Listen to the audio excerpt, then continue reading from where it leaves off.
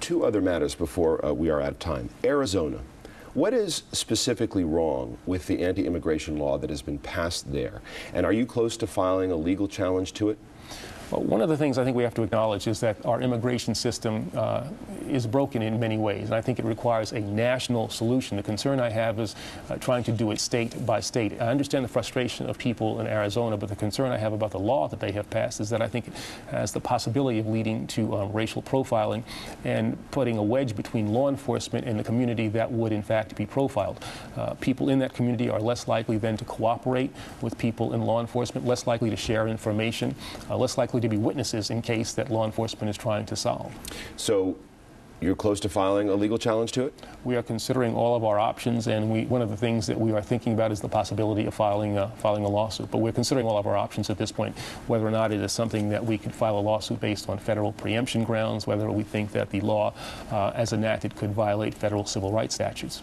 All right. Finally, on the issue of race, when you first became Attorney General, you talked about the country being, quote, a nation of cowards. And you said we, as average Americans, simply do not talk enough with each other about race.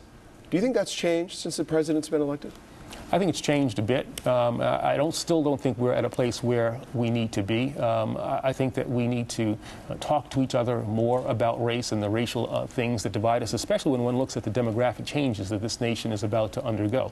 The demographic changes we're about to go can, I think, be a real source of pride, a real source of strength for this nation if we handle that change in the correct way. If we don't, it can be a very divisive thing. And one of the things I think we can do in that regard is to talk to one another about race and about these coming changes so that it becomes a positive force in this nation. Do you think the discussion about immigration, the arguments about what's happening in Arizona, is part of more constructive dialogue?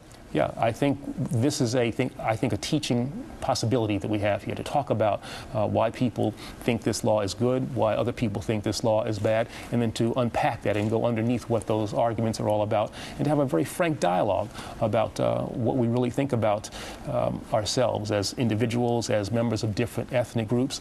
I think we need to have that courage and have those kinds of conversations. We will leave it there. Attorney General Holder, thank you very much. Thanks for having me. Appreciate it.